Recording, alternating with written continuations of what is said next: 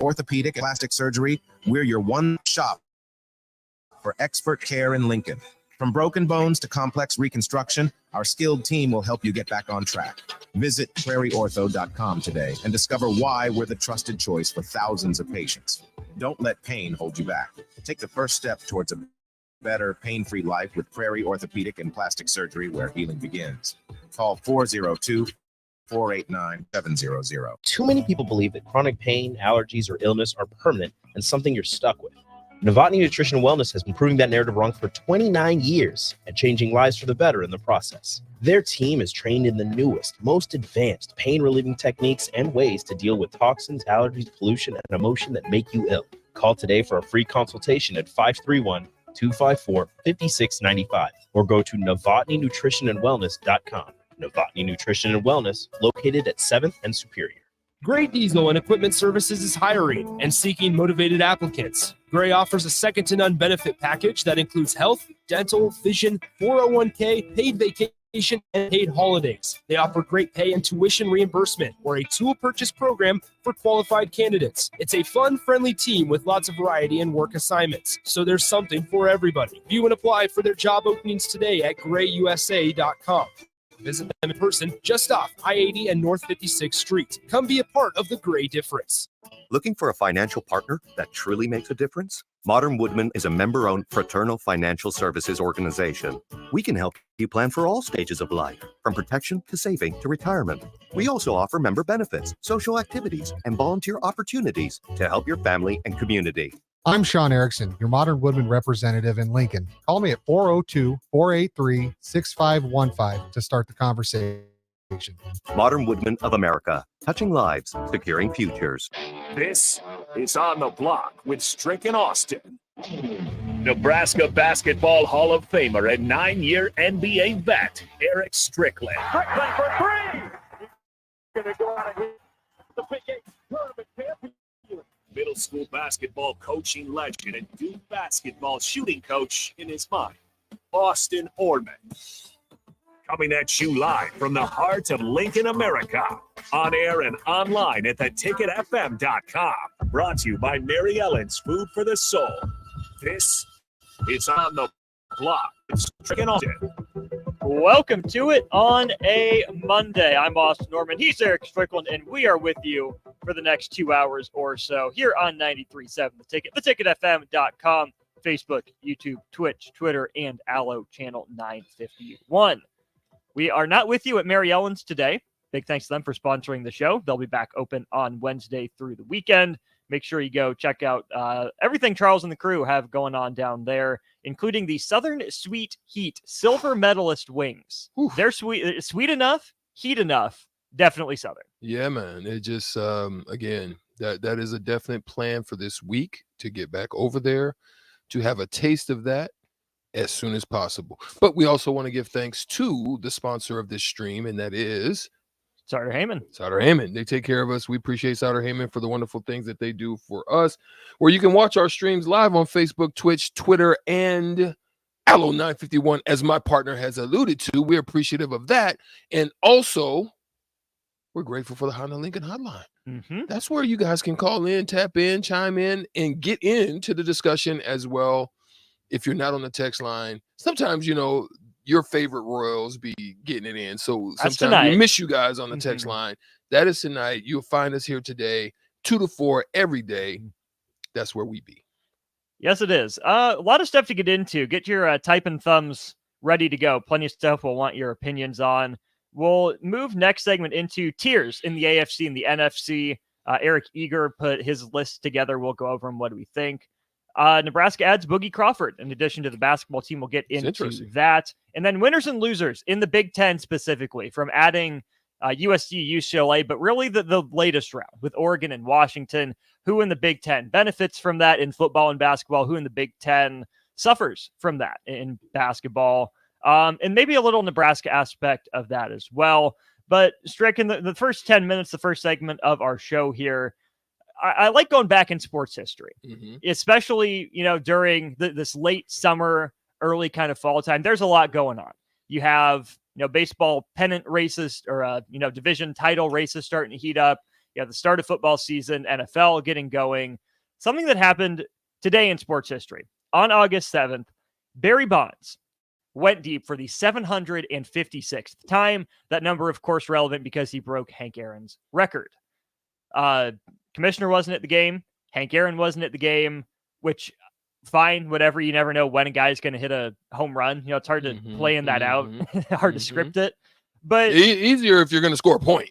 As right. opposed, you kind of know, okay, what your average is. The average is probably you're going to get there. Right, which is why Kareem could be there for LeBron. It's different in baseball, but also different in baseball is the prevalence of PEDs, right? And that's where this conversation has to come back to with Barry Bonds. So is 756 a legit record? What he ended at, is that the legit record, or is it Hank Aaron's record? So I continuously have I kind of find myself with my take in the middle of the road, right? Because I can understand the purists of the game, their stance on that. The stance that they continue to have regarding Pete Rose, and even though it's different, we're not talking apples to apples. I think that's a good question. Sauter Heyman text line 402-464-5685. Listen, here's a good kind of a question to throw out. What's worse, betting on games or supplements that kind of enhance your abilities within the game? I really want to know your thoughts on that. 402-464-5685. I really want to know kind of how you view it. Like if you're on the outside looking in, or if you're a writer, or you're somebody that happened to be close to the game. Does this make those closer to the game a little bit more sick in whichever part of that discussion that you find yourself on, or that, which side of the scale that you find yourself on? Right. Or do you as just a participant as far as viewership, which one do you see worse just on the outside? Like if you're internal, there's a difference on how you would probably feel about it as opposed on the outside. But so my take on that, Austin, is one thing in playing baseball, there's still something, regardless of how strong you are, how much stuff you put in, and they've been doing that part for decades. Years. So let's not act like it just started with Barry Bonds, and that's what's disappointing, because guys was doing this. Sosa, McGuire, guys were doing this. So with that in mind, you still have to put bat to ball. Like, look, I don't care what you got on, how strong you are, how athletic you are, how gifted you are. It's not like Focus. If you watch that movie Focus, where they took this little pill and you're able to go zoom in, everything becomes just, highly sensitive and focused, and you can just do amazing things. It's not like that. You still have to execute, right? So to me, that's where I think betting on the game is a little bit worse. Does time pass enough for them to kind of overlook this situation? Like a lot of people used to have stances on the Snoop Dogg. Not that some people don't. The purists don't. Some people have changed their mind on that. They're a little bit more reluctant. They're saying, yeah. So when they look at the Sha'Carri Richardson situation, some of them were like, well, that ain't an enhancement. That ain't.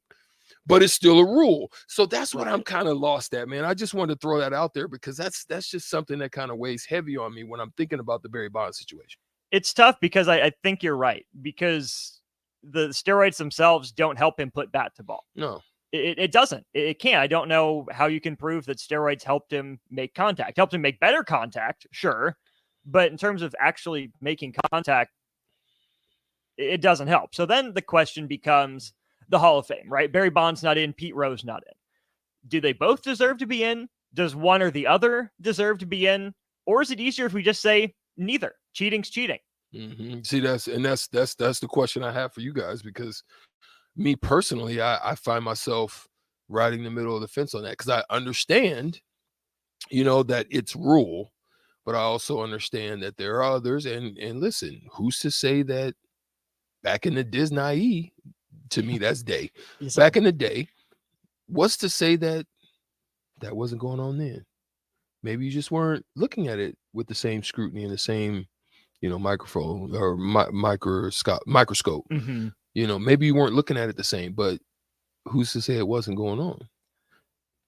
We don't know. It's a fair question. To the text line we go. We have one text that says, Bond's record all day. He faced much better pitching back then. In Hank Aaron's day, those pitchers had part-time jobs. Much more skilled during Bonds' time. Maybe. Drumstick says, Barry Bonds cheated. End of story. It's Hank Aaron's record.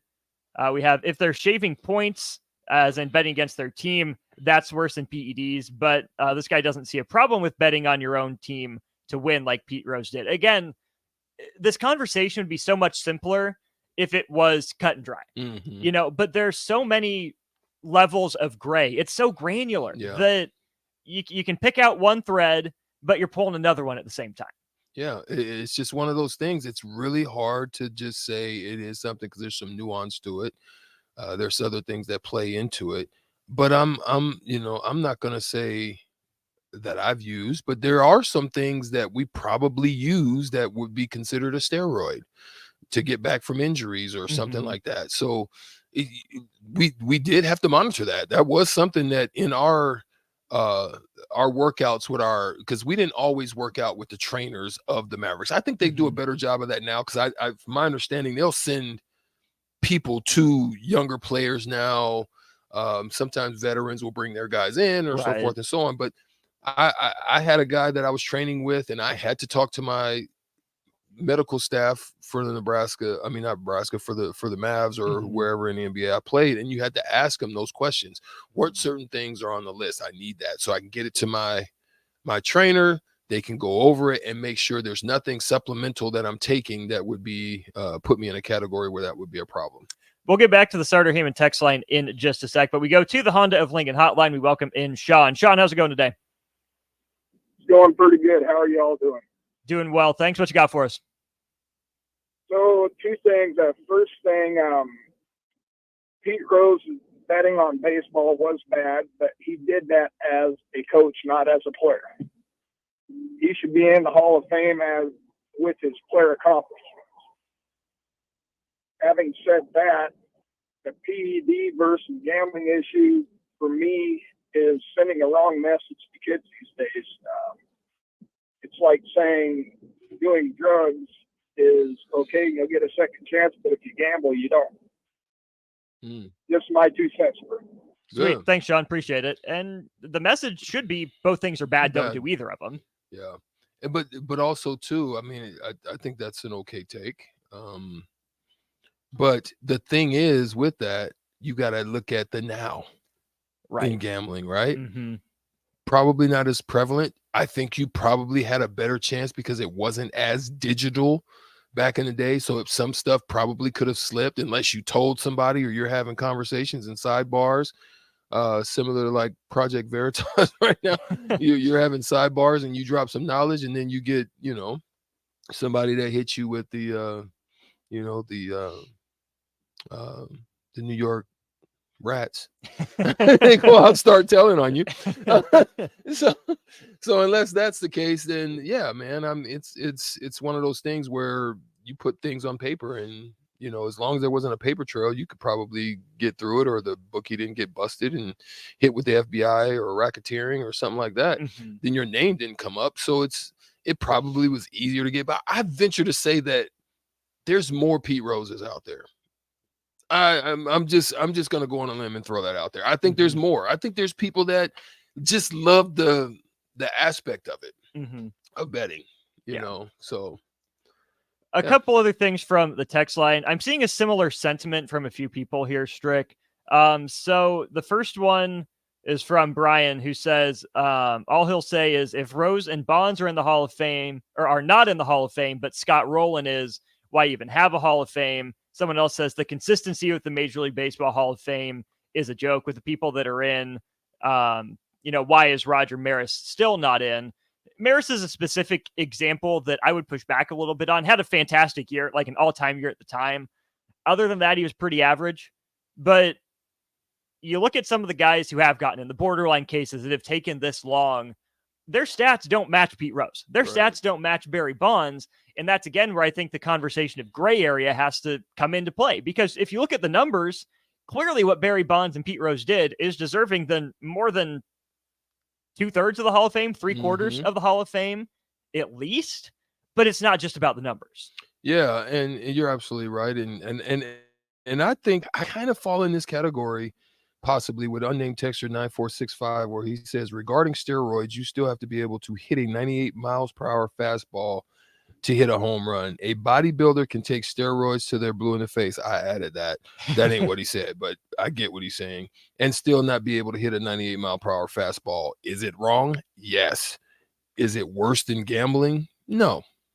So, I mean, you know, you can take that as a grain of salt, because the issue with gambling, I think, is the potential of cheat. Even though you're betting on yourself, you can bet on yourself to lose too. You know what I'm saying? You can so that element of you can that little ball can kind of just creep under your glove when there's a guy at second. You know what I mean? Like, right. That's the part that throws me off. Is that an error, or was that just a bad hop? You know what I'm saying? So that plays into it a little bit more for me too. It sure does, because all these leagues want at least the most control they have over making sure their games seem fair, straightforward, actually, you know, meritocracy, best on best, to make sure upsets feel like upsets, not like it was scripted, to make sure, you know, seasons feel like they run smoothly, best team wins, that sort of thing. It's one thing if you're betting on wrestling entertainment where you know it's fake, you know it's scripted, we know behind the scenes now. It's completely different if you're betting on one of the 4 or 5 major sports, because we know it's not. It's athlete versus athlete. And anything that gives the look of that impropriety is a bad look and takes away from the bottom line. If people can't trust a league, they're not going to watch it. That's why we think we might be seeing that with the NBA. Yeah, that's a fact. That's a fact. That's what you're starting to see, especially, you know, in some conversations that I had with some executives in the NBA. Well, that's one of the things they're working on. How can they make the product better, and how can they teach the young men that are coming in the history? Because I'm sitting there and having some conversations with some former basketball people that I know, and while I was in Dallas, and I'm looking up at the screen, and they're playing the old, like, early 1990s All-Star game, where, I mean, it's everybody in there, Peyton, Magic Johnson, and right off the top, they're competing. Like, they're not going as hard early on as they were as it gets later, but you can tell there's a higher level of competition, and it's just running around. A lot of the executives right now, they don't like it because it kills the branding of the game. It's even killing bonuses for people. Like, that used to be a bonus if you make it. Now it's like, kind of, now it's not even really a bonusable thing. You know, they may have it in your shoe contracts, or they may have it in other contracts, but as far as probably the league GMs and stuff like that, they're not adding those incentive bonuses in their contracts like they used to. Right. We're up against the break. Good stuff there to lead off on the block. Thanks for tuning in. Starter Heyman text line and Honda of Lincoln hotline. Thanks for your engagement and involvement. Keep it coming for the next hour and a half here on the block. We're going to step aside, and then we're going to go through one guy's interpretations of the NFL in tiers, not ranking teams in each conference 1 through 16, but where do they fall in tiers of competitiveness? We'll give you what Eric Eager thinks and our thoughts on that next. The sweet relief of air conditioning after a high sun. For only $2.88 a day, LES helps power life's special moments and your comfort. Learn more at les.com/value. Wall-to-Wall Wine and Spirits is now open in Lincoln. Shop our expansive collection of wine, beer, spirits, and cigars at 5040 North 27th Street. From top-shelf liquor to crowd-favorite beer, Wall-to-Wall Wine and Spirits has a beverage for every taste and every budget. Plus, join our loyalty program to earn rewards and save on future purchases. Shop Wall-to-Wall Wine and Spirits at 5040 North 27th Street in Lincoln. That's 5040 North 27th Street. With the Planet Fitness Black Card, you don't just get a great workout, you get a great perk out, because your membership is packed with perks. For $1 down and $24.99 a month, you'll get perks like access to any of our 2,400 clean and spacious locations. Bring your friend anytime and both work out, with tons of equipment that'll give you that big fitness energy. Relax in the Black Card spa and more. Work out and perk out with the PF Black Card. Join for just $1 down and $24.99 a month. Join the judgment-free zone today. Deal ends Thursday, August 10th. See Home Club for details. Hi, Sean Callahan here for Coppell Chevrolet GMC, and Coppell's big summer sales event is kicking off into high gear with lots of fantastic offers still going on. We've got 0.9% interest rates and trade-in bonuses on select new models. I know it all sounds too good to be true, but yes, 0.9% interest rates right now at Coppell. Also, we're ramping up our back-to-school vehicles, and our pre-owned inventory is filling fast. We've got great new pre-owned and GM certified units ready to roll, so stop on by the dealership or online at coppellcars.com. You'll be glad you did. All deals with approved credit. This is former Husker and NFL linebacker Jay Foreman. For years, I've suffered from degenerative problems in both of my ankles, but thanks to a thorough and thought-out plan provided by Advanced Medical Imaging, I was able to get my life back with the least amount of pain as possible. While working through multiple options, the team of physicians at Advanced Medical Imaging were there to answer any questions I had. If you're experiencing any pain at all and want to get your life back, go to amimaging.com or give them a call at 402-484-6677. Advanced Medical Imaging, located at 7601 Pioneers Boulevard. Warning, this ad will use the F word often, so listen at your own risk. Family fun, fun with friends, freedom from fuel, free Yeti cooler, free driveway delivery. Hey, this is Carl from Nebraska Golf Carts and Priced Right Auto, and we have the all-electric Bentelli Fun Carts, and they are a blast. Plenty of fun colors, and these street legal carts come in both 4 and 6 passenger.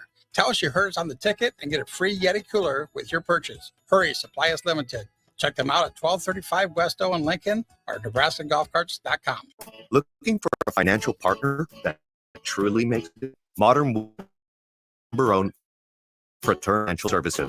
We can help you plan for all stages of life, from protection to saving to retirement. We also offer member benefits, social activities, and volunteer opportunities to help your family and community. I'm Sean Erickson, your Modern Woodman representative in Lincoln. Call me at 402-483-6515 to start the conversation.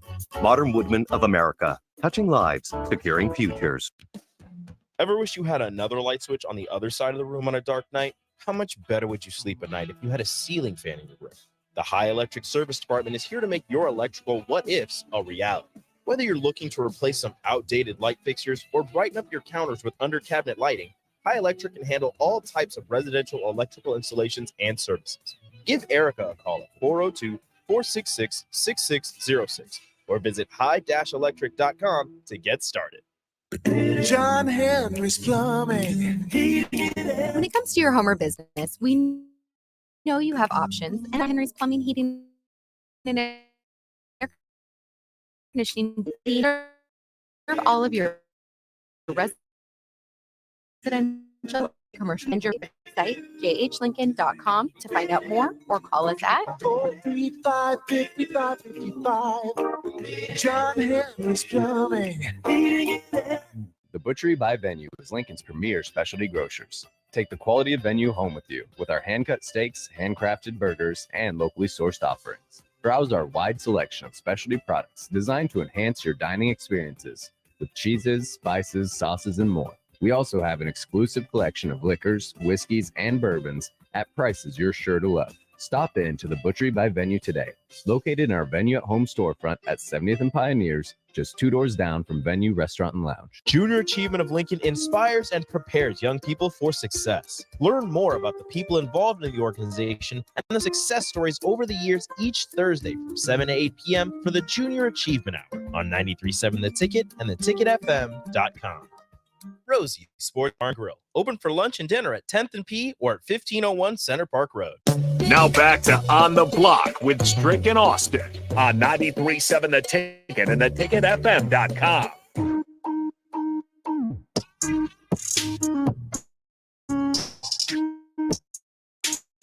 For tuning in. Switching gears from Major League Baseball, Barry Bonds, all that, to the NFL. Eric Eager of Sumer Sports, active on Twitter. Good follow if you're into the data side of things. Gives thoughts on teams across the league from time to time. Put all 16 teams in both conferences, the AFC and the NFC, into different tiers. It's not neatly divided. The tiers have different numbers in them. It's not just 4 tiers, not just 2 tiers, whatever. But Strick, do you want to go through this starting with the AFC or the NFC? Let's go with the NFC. NFC it is. All right. So in the NFC, his top tier is listed as good. There are 3 teams in the good tier: Philadelphia, San Francisco, and Dallas. Any qualms with that? Not at all. That looks like that's probably going to be. Now, see, the thing with Dallas, here's the thing that you have to consider. There was kind of some trash talking going on between Dak and Diggs. Mm-hmm. Trayvon Diggs, right? Yes. Because it's Stephon and Trayvon are related. Okay, so there was a little, conversation going on, and he's having a problem still throwing the ball to the other side of the team. Mhm. That's healthy when you're talking about that, but that's still something that needs to be addressed. Mhm. It sounds like there's things that we may get into it some other time tomorrow or down the week or as we get closer to the season, but that's an issue that he has a problem with that has to be addressed. They can't have that problem with this team, with the weapons that they have, right, and the defense that they have. If they want to have success, they're going to have to rectify that situation. So as long as that's the case and he takes care of the rock and don't put themselves into any problems, the NFC East is still going to be tough. We don't know how much better Washington has gotten. Philly's definitely always going to be there, and the Giants are looking pretty solid still. Just figuring out the quarterback situation with Saquon Barkley helps that. So yeah, man. I mean, I like what I see there. So that's the good tier, the top tier, not the next tier, but you mentioned the NFC East. Eager calls the Giants and the Commanders mid with a hard schedule. So that's where he sees those two teams. Washington, we'll see with new ownership what that looks like, and the Giants off their playoff appearance last year, see if they can replicate it. The second tier, though, in the NFC, he has probably good. Mm-hmm. He has Seattle and he has Detroit in that tier. What do you make of it?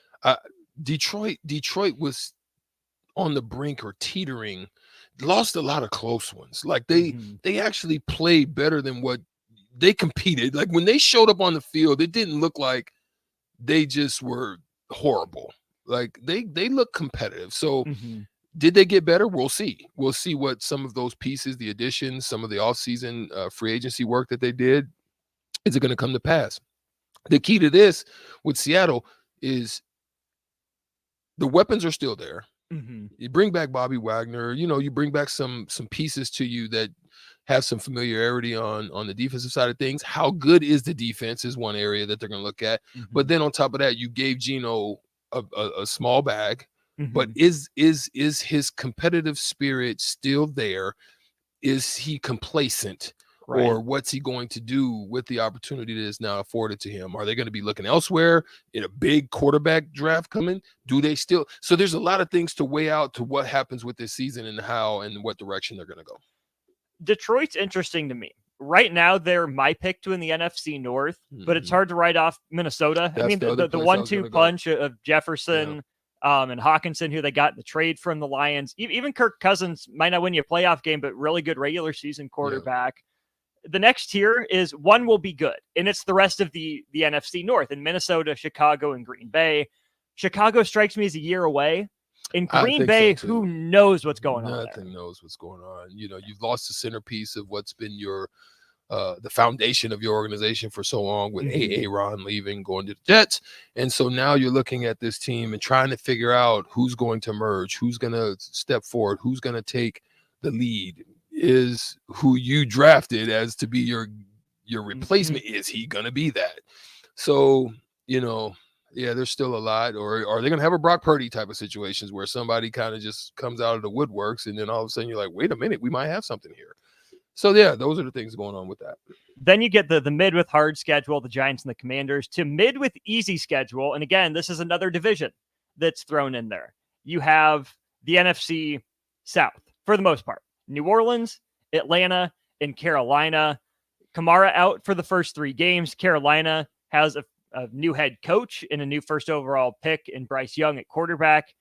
Atlanta has some interesting pieces, but there's a reason the record was what it was last year. The NFC South is up for grabs, so that makes sense. The second to bottom tier in the NFC, party's over. Tampa Bay and the Los Angeles Rams, two older teams that went all in. It worked out for both of them. The Bucs got a ring. The Rams got a ring. Yeah. They paid the price to win a Super Bowl. Now they're paying it again. So the thing is, real quick on the easy, the question there is, who are you banking on to lead it? Like, which quarterback are you going to say, you know what, that guy is gonna come forth, right? That's kind of where that is. The party's over when you're busting at the seams of the salary cap, and you go all in for the reasons of why you got it done. So they both were able to win one. It can set you back because you end up paying guys above and beyond probably what they were. You're giving trades and you end up losing some capital in the short term, which then now you're trying to get back somehow. What players are out there? Cooper Kupp is down again. So it's Jalen Ramsey, guy you went in for,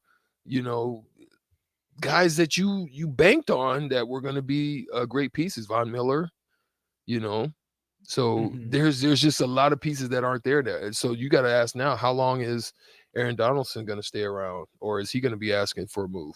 We thought he was going to retire. Yeah. That was at least rumored after the Super Bowl win, but he's still around, still playing really good football. He's good for the game of football. I like watching him play. But a running mate in that division in the NFC West has a tier 2 itself at the bottom of the NFC, according to Eric Eager. The tier is called, and with the first pick, it's the Cardinals. Yeah. Again, a lot of turnover there, especially in the front office. They're trying to build something, but Pocket Hercules, as Jay Foreman would say, got that extension. Who knows if he's done his homework over the offseason. My question for you, Strick, is does Kyler Murray have more value to a team that's not Arizona? Should they look to trade him and see what they can get back for it? That's a Sutter Heyman question. Sutter Heyman text line, Kyler Murray. Is he someone, if you were a GM, 402-464-5685, if you were a GM, is Kyler Murray someone you would go after, you would take, you would risk, and what would you give up for him? So is he someone that you would grab? Yes or no? And what would you risk if you were the GM of that team in trying to acquire him? What do you actually risk, and what do you think you can actually get? I think those are good questions to ask the listeners and see if that's something. Me personally, I don't think that he's worth it. I think it comes with a little bit more baggage and situations and issues. Sure. The one quarterback situation I'm really keeping my eye on is Cleveland. Like, I want to know if there's going to be a return. Like, okay, get through last year, craziness and all the hecticness of that. Is it going to continue? And are you going to begin to see an ROI on that investment? We will see. Moving to the AFC, where Cleveland plays, the top tier is the Chiefs in their own tier. Makes sense. You got to prove you can beat them. Got to prove you can beat Patrick Mahomes. The two teams that have in different times are in the second tier. That's Cincinnati and that's Buffalo. Cincinnati beat the Chiefs once in the playoffs to go to the Super Bowl. Buffalo has beat the Chiefs semi-consistently in the regular season, but hasn't been able to get over that hump in the playoffs. As you look at those two teams right now, Strick, heading into this season, which one do you trust more to beat Kansas City? Out of the Chiefs and who else? Out of the Bengals and the Bills. Dang. Right now, being that it's still kind of up in the air and what's going on, they really got to be watching what's happening in Cincinnati at the quarterback position. They got to really watch that. That's got to be something to keep an eye on. But then you've also got to watch on the other side from the quarterback and the wide receiver position. Kind of lost some savor, lost some connectivity. You lost some. You used to have that magic, and now is the magic gone? You know what I mean? Like that's a question that they're going to have to ask themselves. What's going to happen with the defense? Is the defense going to come back? Are they going to stay healthy? Because it seemed like the injuries that they had caused them a little bit more problems as they got into it. But I would say that I don't know if I can trust the backup situation in Cincinnati probably more than I would with the Bills.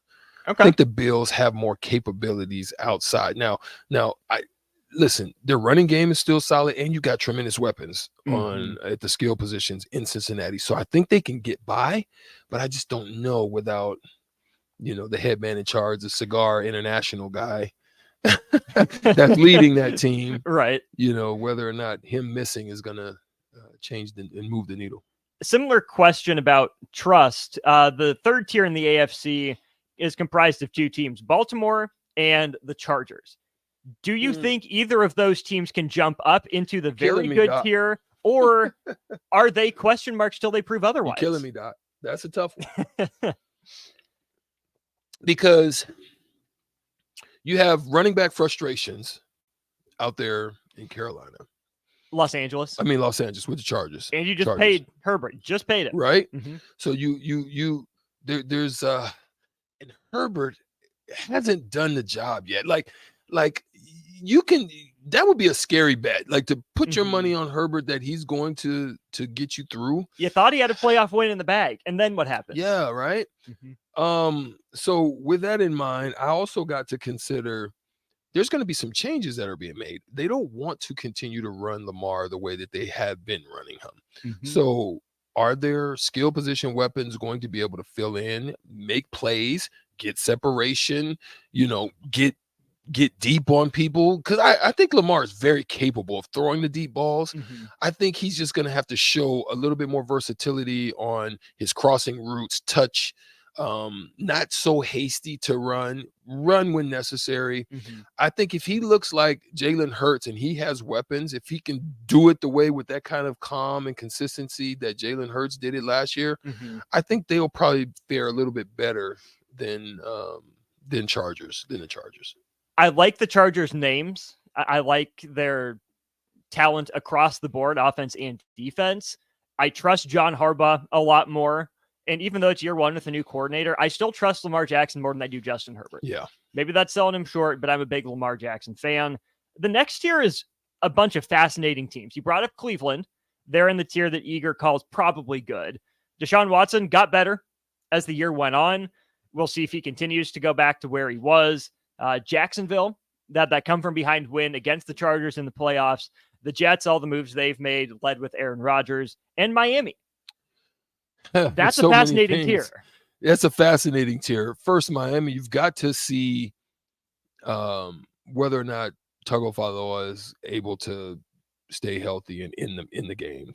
If not, I don't see them being able to break through. Now, they may be betting on their second tier guys to be able to help out. I just still don't believe it.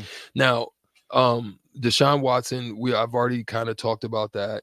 And then the Jets now is very interesting to me. Like the Jets are very interesting because how far, like it's going to move the needle having Aaron Rodgers. There's no question about, but how far are they going to be able to move with them? Jacksonville, I'm still waiting.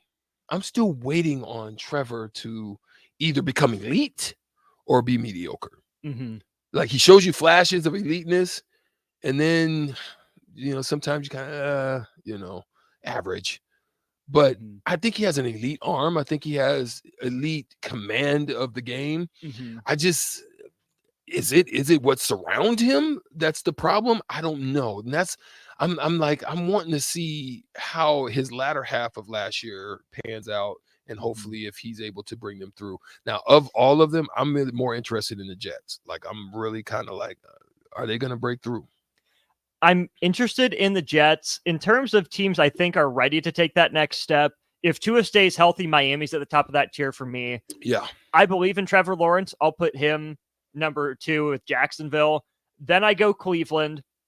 Their run game is still really good, solid pieces on defense. And then I have the Jets. I think that's a potential disaster waiting to happen. Yeah. And that's why it's going to be so entertaining to watch. Yeah. The opposite of that is kind of the stability tier. The good coach tier, as Eager says. The Patriots, the Steelers, the Broncos, and the Titans. None of those teams really excite me. I guess I'm curious to see what Sean Payton can do in Denver. But other than that, it's going to be a lot of teams that are solid. They'll be between 8 wins and maybe 11 wins at the highest tier. Are anyone at the top threatened by any of those teams, though?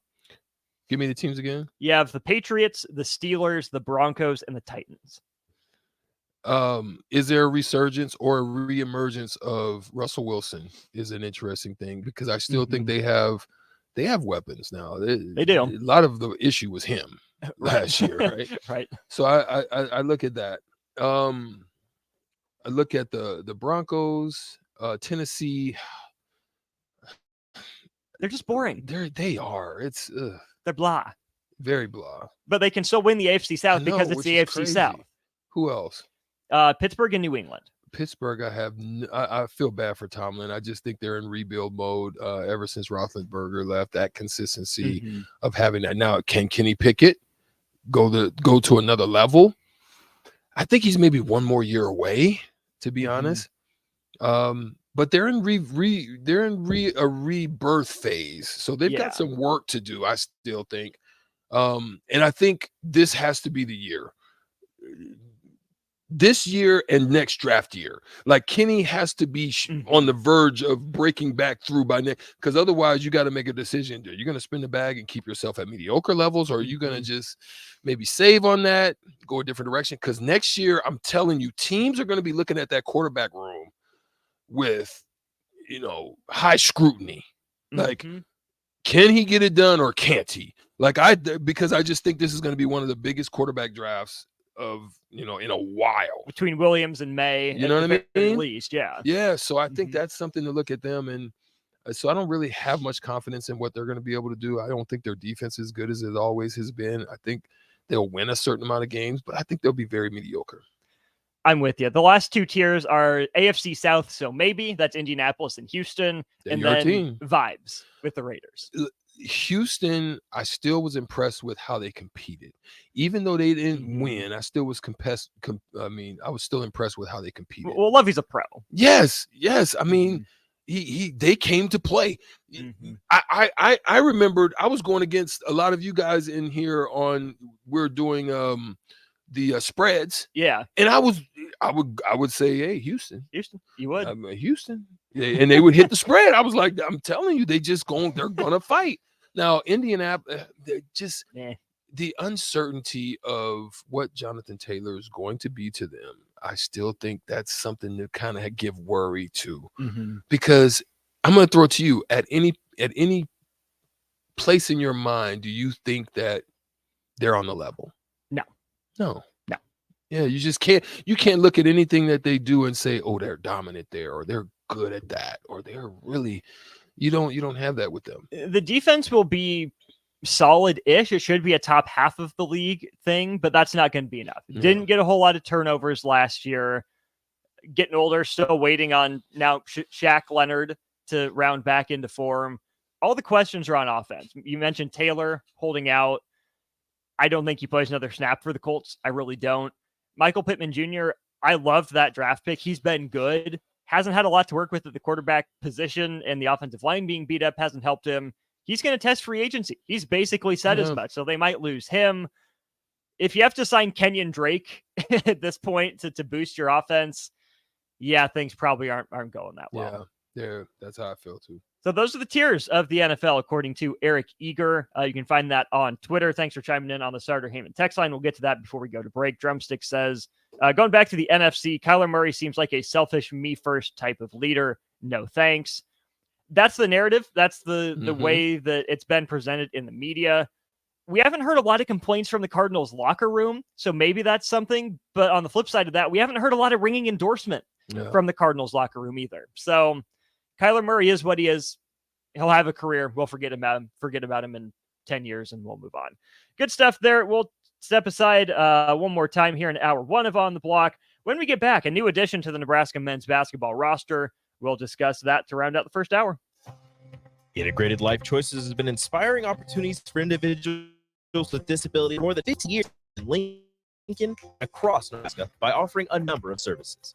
From group homes to independent living resources and job training, you'll find the support that allows people to live fulfilling lives. They're also hiring. If you're looking for a rewarding career supporting people with developmental disabilities, you can check out open positions along with learning more about services at ilc.net. Integrated Life Choices. Action Plumbing, Heating, Air, and Electric is the call I make when I have a need for plumbing services. Whether it's for my home or office, if I need a repair to a water heater, softener, or even my garbage disposal, I know I can count on Action to help. In one simple call, their amazing customer service team promptly schedules a service call, often getting to my needs within a day. Action delivers honest, quality services we can count on. To learn more, visit actionlincoln.com. H&H Roofing, established in 2015, is proud to serve the local area, which includes the tri-state area in Nebraska, Iowa, and South Dakota. H&H Roofing has a professional team that are licensed and bonded, GAF Master Certified installers, and an insurance-preferred contractor that will work directly with your insurance company. Also a leading roofer, siding, and gutter specialist. H&H Roofing will service all residential, commercial, and agricultural needs. Go to HandHroofs.com for more information or call 402-359-2546. Hi, everyone. Kendall Warnock with A1 Automotive in downtown Lincoln. If you're looking for an automotive repair facility you genuinely trust, be grateful for the opportunity to earn your business's repair vehicle. We have AFC master technicians and qualified to work on a variety of vehicles from Hondas to Porsches, Jaguars to Toyotas, and Chevrolets to Fords. We pride ourselves on customer service and relationships. We'd be grateful for the opportunity to serve you. Give us a call at 402-477-4660. A1 Automotive. Always honest answers. At Parkview Animal Hospital in Lincoln, it's not just a professional care that sets them apart, but their warm staff and state-of-the-art facilities. Whether it's for a routine checkup or a comprehensive medical procedure, at Parkview, your pet isn't just another number, but a valued member of their caring family. Visit them at pahlincoln.com today and in person just south of 14th and Pine Lake Road. Parkview Animal Hospital, your pet, our passion. For happier, healthier furry friends. Vershawn Jackson, Brant Excavating. Brant's been in business for 29 years, and they specialize in a variety of things. If you're looking for someone to get the job done in precision demolition, excavating, trucking, mass grading, and site prep, Brant is the place to call. To set up a quote or learn more, call Brant Excavating at 402-474-4113 or go to BrantExcavating.com. They're also hiring, so join the team today. Brant Excavating, a part of the Bauer brand, who reminds you, go Big Brand! Warning, this ad will use the F word often, so listen at your own risk. Family fun, fun with friends, freedom from fuel, free Yeti cooler, free driveway delivery. Hey, this is Carl from Nebraska Golf Carts and Price Right Auto, and we have the all-electric Bentelli Fun Carts, and they are a blast. Plenty of fun colors, and these street-legal cars come in both 4 and 6 passenger. Tell us you heard us on the ticket and get a free Yeti cooler with your purchase. Hurry, supply is limited. Check them out at 1235 West O in Lincoln or NebraskaGolfCarts.com. Are you tired of living in pain? It's time to take control. At Prairie Orthopedic and Plastic Surgery, we're your one-stop shop for expert care in Lincoln. From broken bones to complex reconstruction, our skilled team will help you get back on track. Visit prairieortho.com today and discover why we're the trusted choice for thousands of patients. Don't let pain hold you back. Take the first step towards a better, pain-free life with Prairie Orthopedic and Plastic Surgery, where healing begins. Call 402-489-4700. Ever wish you had another light switch on the other side of the room on a dark night? How much better would you sleep at night if you had a ceiling fan in your room? The High Electric Service Department is here to make your electrical what-ifs a reality. Whether you're looking to replace some outdated light fixtures or brighten up your counters with under-cabinet lighting, High Electric can handle all types of residential electrical installations and services. Give Erica a call at 402-466-6606 or visit high-electric.com to get started. Now back to On the Block with Strick and Austin on 93.7 The Ticket and theticketfm.com. Wrapping up hour one on the block with some Nebraska basketball news from over the weekend. They got a transfer. That's right. The men's basketball team still adding even into August. The name of the young man coming to Lincoln, Jerron Coleman, nickname of Boogie. He's a 6'5", 205-pound guard. Looks like an Aaron Eulis replacement to some degree. I would wager, no pun intended, that Aaron Eulis doesn't play a game for Nebraska.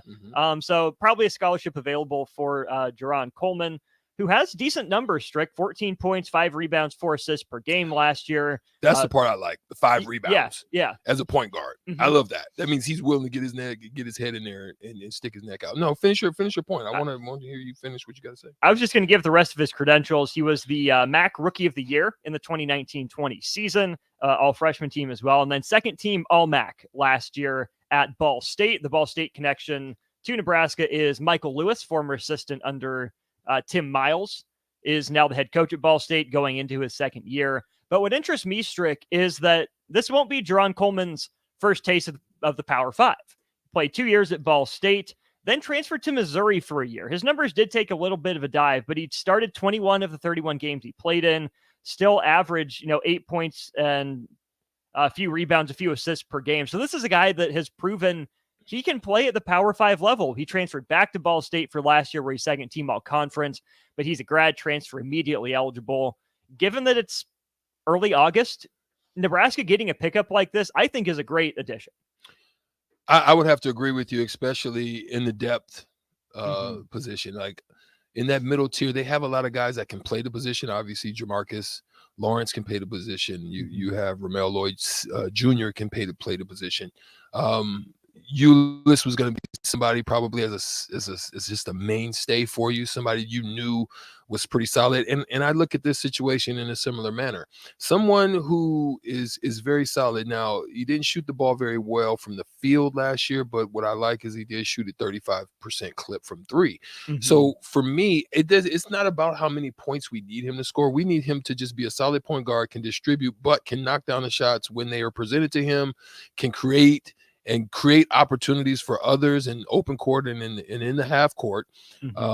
We still are trying to figure out, are they going to continue with that free flow style? We don't know what they're going to come back with. Are we going to see a little bit more sets? Because they have a different makeup. I mean, I don't think there's not a Derek Walker yet that I can see at the position who can do what he did in that free flow offense, right? So that's going to be interesting to me. Now, one of the things that sticks out to me is a guy that came from a small mid-major or mid-major was Marquise Noel and what he did for Kansas State. Now, I'm not going to say that he's that, but don't discredit it, because somebody that's coming in, the freedom, I mean, all of the school, all that stuff is off their mind. They can just really focus and hone in on basketball. Sometimes you can see a little bit of different person as opposed to the one that's trying to either get chips off his shoulders, or someone is trying to do something and make something happen instead of just allowing things to happen. It's a different type of player.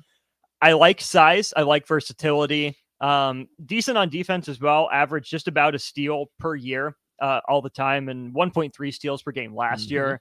My concern with him is streakiness. When I see that low field goal percentage streak, it tells me that's a guy that was taking a lot of tough shots. Took 13 shots a game last year, darn near made 5 of them. Not a great night. So is he willing to take that step back and see what comes to him? And the shooting's gone up and down. 32.5%, 42.5%, 30%, and 35% in his 4 years shooting the ball. In the free throw numbers, this is what was weird to me. 66%, 78%, 64%, and 78%. Yeah, that's wild. I mean, when you're closing in on 80% and go down to, there's something going on. Like that inconsistency. I have to agree with you. I didn't like that. Just something to keep an eye on as we go. Regardless, Jerron Coleman. Hopefully he's on the upswing of that inconsistency. Yes, should be his last year in college. Get one more good year out of it. That's all we're asking. Bring good Jerron. Yeah, we're definitely looking for that depth. I mean, I think if he can earn his way into the position, I just love that they were possibly putting themselves in a position to be very versatile in what they can throw at you. So again, I like that for last year, because it's one of those things, not knowing who's going to be the guy. I think your most consistent guy is going to be Keisei Tamanaga. I think coming off international play is going to continue to embolden him with far as his confidence and his abilities. He's going to come into camp in the fall, and they're going to know he's the guy. And they need to. Yeah, it's going to be very evident that he's the guy. Now, who's going to be second and third? Is CJ Wilcher going to be that? Jamarcus Lawrence going to be that? Is Eli going to be that? We're going to see.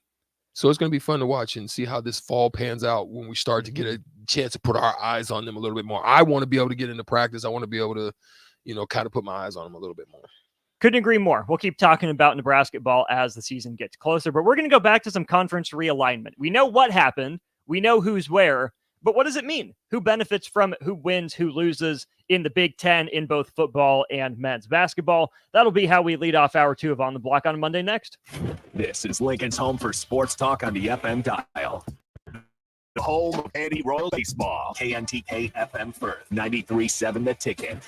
I heard you and Jack had a disagreement. Yeah, he says I keep things from him. What are you going to do? He's the Nebraska Lottery's Powerball's Millionaire of the Year promotion. So I'll buy a Powerball with Power Play and Double Play ticket before August 14th, and I could be one of 15 winners of $1,000. I'll also be entered for a chance to win a trip to New York City for New Year's Eve and a chance at $1 million. $1,000? That should make him happy. Depends. On what? If I decide to tell him I won. Powerball top prize odds 1 in 292 million. Are you here for the job interview? I just saw that ad that said, apply here for dream job. What qualifications do you have? What exactly would I be doing? Well, this is a dream job. You would be daydreaming. All day? Start at 8 a.m. and spend a day dreaming about all the millions you could win playing Mega Millions from the Nebraska Lottery. I'm good at that. We want people with big imaginations, not just the usual yachts and exotic vacations. Like a city built with bouncy houses or limo for dogs. You're hired. Mega Millions top prize odds 1 in 302 million. With the Planet Fitness Black Card, you don't just get a great workout, you get a great perk out because your membership is packed with perks. For $1 down and $24.99 a month, you'll get perks like access to any of our 2,400 clean and spacious locations. Bring your friends anytime and boat workout with tons of equipment that'll give you that big fitness energy. Relax in a Black Card spa and workout with the PF Black Card. Join for just $1 down and $24.99 a month. Join the judgment-free zone today. Deal ends Thursday, August 10th. See Home Club for details. At Parkview Animal Hospital in Lincoln, it's not just a professional care that sets them apart, but their warm staff and state-of-the-art facilities. Whether it's for a routine checkup or a comprehensive medical procedure, at Parkview, your pet isn't just another number, but a valued member of their caring family. Visit them at pahlincoln.com today and in person just south of 14th and Pine Lake Road. Parkview Animal Hospital, your pet, our passion. For happier, healthier furry friends. Ironhide Construction is hired. They're looking for hardworking, self-motivated individuals who are team players. Ironhide Construction has openings for an experienced project manager, estimator, apprentice, skilled laborer, and erector or installer. They will train the right people and make sure you understand the position and requirements. At Ironhide Construction, it's own it, be honest, and do it right. Apply today and learn more about their other benefits at ironhideconstruction.com, where they're committed to you every step of the way. Are you tired of living in pain? It's time to take control. At Prairie Orthopedic and Plastic Surgery, we're your one-stop shop for expert care in Lincoln. From broken bones to complex reconstruction, our skilled team will help you get back on track. Visit prairieortho.com today and discover why wasted choice for thousands of patients. Don't let pain hold you back. Take the first step towards a better pain-free life with Prairie Orthopedic and Plastic Surgery, where healing begins. Call 402-489-4700. If you have concerns about your drinking water, just call Bryant. If your water doesn't look right, smell right, or taste right, Bryant can help. If your water has high levels of iron, Bryant can help. If you're tired of foggy dishes and dingy clothes, Bryant can help. Whatever your home water needs are, Bryant is here with a solution to fit your needs. Be sure about your water. Just call 467-1111. Bryant Air Conditioning, Heating, Electrical, and Plumbing. We do whatever it takes. Hi, Sean Callahan. Koppel Chevrolet GMC and Koppel's big summer sales event is kicking off into high gear with lots of fantastic offers still going on. We got 0.9% interest rates and trade-in bonuses on select new models. I know it all sounds too good to be true, but yes, 0.9% interest rates right now at Koppel. Also ramping up our back-to-school vehicles, and our pre-owned inventory is filling fast. We've got great new pre-owned and GM certified units ready to roll. So stop on by the dealership or online at koppelcars.com. You'll be glad you did. All deals with approved credit. Where will your path take you, traveler? To seek fortune in a new career, or on a journey to distant lands for a well-deserved vacation? Wherever you go, one distraction could spell disaster. You can change your fate, adventurer. Don't drive distracted. Paid for by the NDOT Highway Safety Office. Your home is your empire. Protect it with Empire Fence. Get a free instant quote with the online estimating tool at empire-fence.com. See an upfront estimate with no hidden fees. And Empire Fence can provide privacy and improve the appearance of your home. Keep kids and pets in or out of your yard. Increase security and add value to your property. Visit empire-fence.com now to view the stylish and maintenance-free possibilities for your home and get a free instant online quote. Let Empire Fence protect your empire. The Butchery by Venue is Lincoln's premier specialty grocers. Take the quality of Venue home with you with our hand-cut steaks, handcrafted burgers, and locally sourced offerings. Browse our wide selection of specialty products designed to enhance your dining experiences. with cheeses, spices, sauces, and more. We also have an exclusive collection of liquors, whiskeys, and bourbons at prices you're sure to love. Stop in to the Butchery by Venue today, located in our Venue at Home storefront at 70th and Pioneers, just 2 doors down from Venue Restaurant and Lounge. Alexa, play 93.7 The Ticket. Okay, playing 93.7 The Ticket. Alexa, turn down the lights. Dimming the lights. Alexa, order a pizza, the big one, all the toppings. Are you sure that's a good idea? Alexa. That's a lot of pizza for just one man. Alexa, just do it. Stop judging me, just do it. As you wish. Thanks, Alexa. You're my best friend. It's on the block, Strick in Austin. Nebraska Basketball Hall of Famer and 9-year NBA vet, Eric Strickland. Strickland for three! He's going to go out of here as the Big 8 tournament champion. Middle school basketball coaching legend and Duke basketball shooting coach in his mind, Austin Orman. Coming at you live from the heart of Lincoln, America. On air and online at theticketfm.com. Brought to you by Mary Ellen's Food for the Soul. This is On the Block with Strick and Austin. Hour 2 on day 1 of the week. Looking forward to getting into more conference realignment talk before we talk to Brian Munson of Husker Online's Husker Football Recruiting. Been a while since we talked to Brian. Paths haven't crossed, but we'll get that done at 3:30.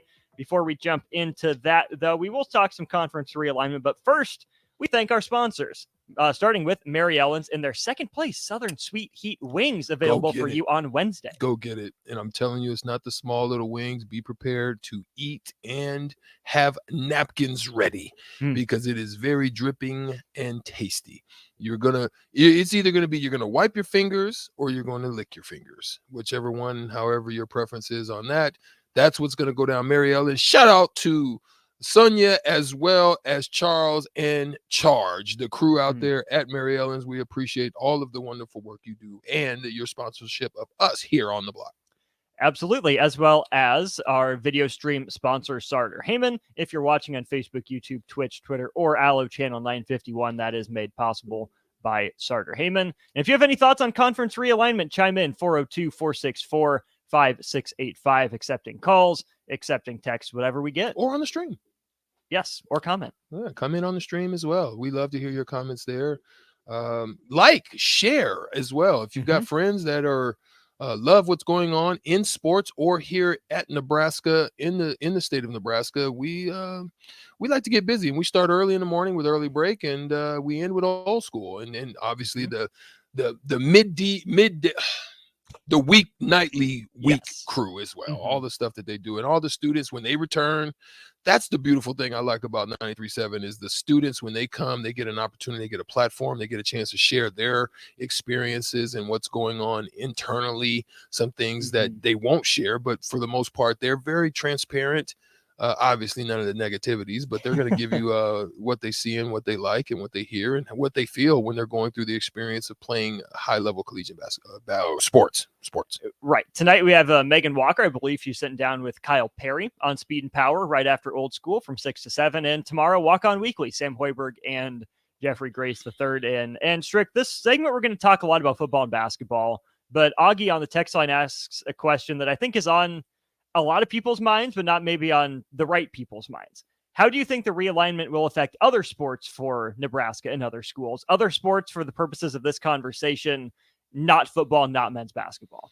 Yeah. And so those are some of the conversations that we've had. And some of our takes have been, is this how the NCAA can continue to be involved? Because where the NCAA mostly thrives is on College World Series, March Madness. Yeah. That's their other big venues. And then that does very well for them. They don't really make anything off football. It's a lot of payouts to the bowls and stuff like that. But that's not where their big deals are made. But nonetheless, I think if you go super conference with the other sports, that could be a hindrance. I think if you are able to maintain some separation by way of that, similar to what the Big East did and how Notre Dame got involved in I'm sorry, Notre Dame and ACC, right? Yeah. Notre Dame, how they got into the ACC and where they play some of their other sports there. I think some of the other sports should maintain some anonymity now, because although the Big 12 will not be super conference like Big 10, SEC, in basketball, they're going to be a beast. Ooh. So they become the number one stunner, basically, of basketball, right? So it's going to be interesting to see if they're able to maintain that, or if they go big, then you're definitely it's going to be trouble. Now, I still think there will be some outliers, like some March Madness Cinderellas that'll pop up out of the mid majors and still be competitive and give people fits, but it's going to create a system of young men wanting to go to the super conference. Right. And so everybody can't go, but it's going to be, is it going to create what we used to have in the NBA, where it's a very East dominant or a very West dominant? It's like heavy. So you find out guys are under 500, but they're dang near 6th or 5th in the conference, right? Are you going to have that with big conferences? Those are some of the things I want to know. Feels like the way that we're trending. What I would tell student athletes in these sports is, you're in for it. You're going to have some brutal days. You're going to have a couple brutal years until the NCAA gets its act together and starts working on making it more geographically based for non-football sports. It's going to be a grind. I also think that transfer portal numbers go crazy, because here's why. A lot of transfer portal, what we don't see behind the scenes with transfer portal is the percentages of those that jump in but don't land how they think they're going to land. Like we don't really see. We see, anybody, Hunter Dickinsons and Hunter Salas's and Latrell Wrightsell Jr.'s. You're not going to see a lot of people like Latrell Wrightsell Jr. who jumps from Cal State Fullerton up into SEC big time basketball in Alabama. Now it happens. You got to be that guy though. You got to be that guy for that to happen. You cannot be a mediocre mid-tier, fourth option, fifth option guy on a Power 5 school and think that you're just going to jump where guys have kind of already been seen by the coach. Guys have already kind of went through. You kind of got an idea, unless you're just totally in need, like K-State last year, where they just were like, everybody's welcome. You know what I'm saying? Come on down. Like The Price is Right. Come on down. You know what I mean? And it worked for them. Like it worked for, Mel Tucker at one point. Right. But it's not always a hit.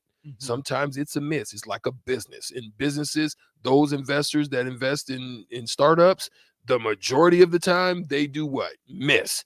But when you hit big, like Kansas State did. Now, I'm worried about that, because I don't know with super conferences that there'll be a lot of people that are happy when they jump into the transfer portal and think they're going to move on if they haven't put numbers up, or they haven't got great tape, or they haven't did anything in their conference to give them an opportunity to make the leap that they're trying to make.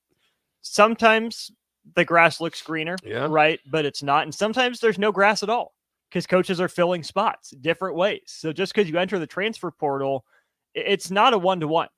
More often than not, it's musical chairs, and seats get taken away, and you have to end up going down to a lower level than you thought. And that's just the reality of it. That's a fact. Brad says, more teams in the conference than games to play. It's stupid. And this is where I want to tie in the basketball aspect of things.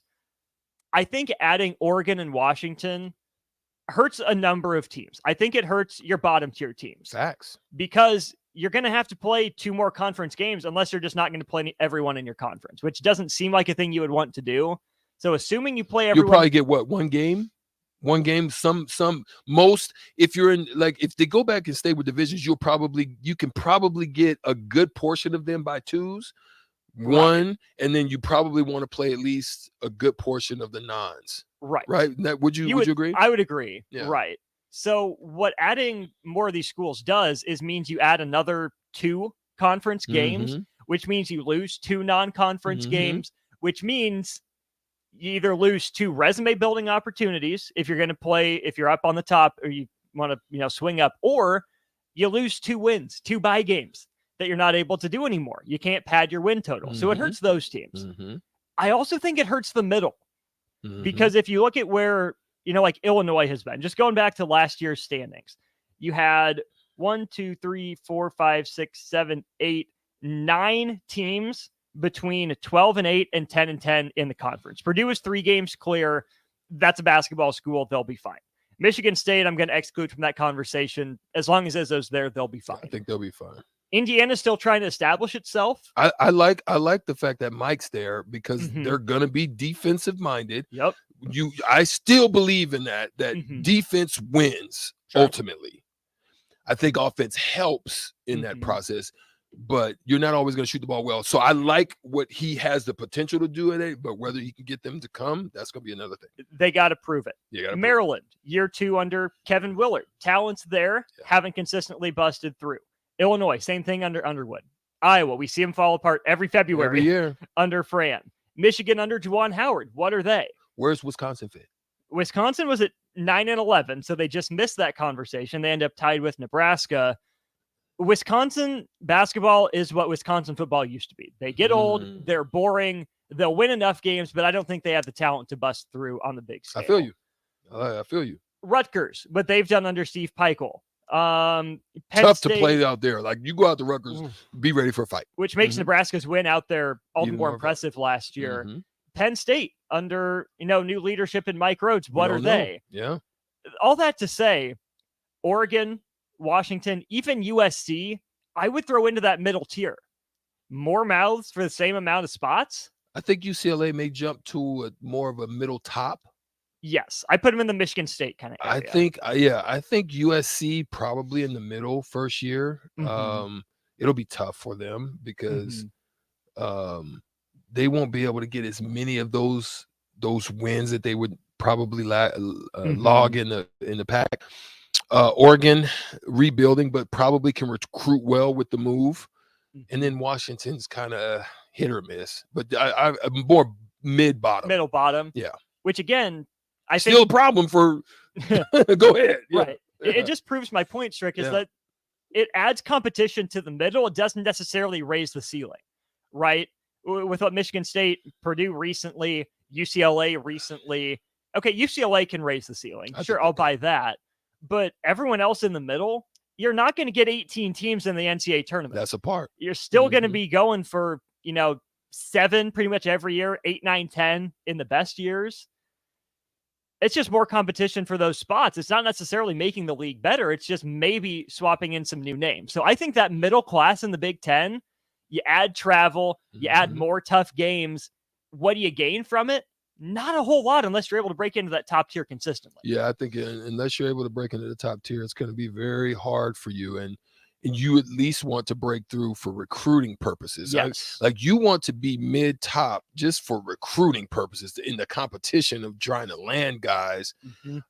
For us here at Nebraska, it is highly important to land a cohesive unit of guys that are character guys, who are heart guys that are willing to lay it on the line when it matters and are willing to do what it takes to allow no one to come into that building at Pinnacle. That's the one thing we always did when our Nebraska teams, like, you may win, but you gonna come in walking, but you might walk out limping.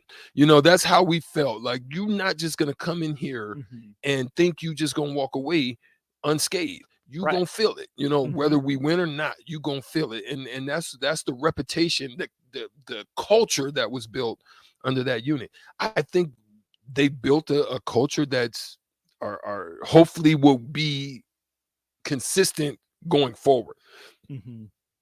I think Fred's got work to do, and this unit has their work cut out for them because it's not going to get any easier. Nebraska still qualifies as a bottom tier team in Big Ten men's basketball. Took a step up to that bottom middle last year. Ended up tied with Wisconsin, game back of both Penn State. They win and one Rutgers. game, they get the break. One freaking game. All you had to Okay, I'm stopped. That's why it's so important for Nebraska to establish itself this year, really work into that middle bottom instead of straight bottom. And Trick, you haven't even gotten to football yet. So we have just a couple minutes to touch on football. To me, the losers are the same. The teams that just go play more tough games. You're adding 4 really solid football programs. Middle class are still fighting over it. The biggest loser to me is Penn State. They were thrilled with divisions going away. Mm-hmm. All they had to do was beat either Ohio State or Michigan instead of both. Mm-hmm. Now, as you're looking back at probably some form of geographic realignment, how does Penn State avoid Ohio State and Michigan year after year? How does Michigan State avoid Ohio State and Michigan year after year? Yeah. You don't. Yeah. I think Penn State's pretty upset. Yeah, I would have to agree because you're gonna throw 2 more teams into the mix potentially, whether that be USC or it's gonna be probably one of the Northwestern teams and one of the Southwestern teams. So you're gonna get probably one of them that goes over into that East group, and then one of the Norths that go over into that East group. So I would probably say it's going to be. This is what I think they're going to try to do. They're going to try to throw USC and probably Washington into Oregon's going to fight for it. Yeah. This is what I think is going to happen. Oregon, I could be wrong.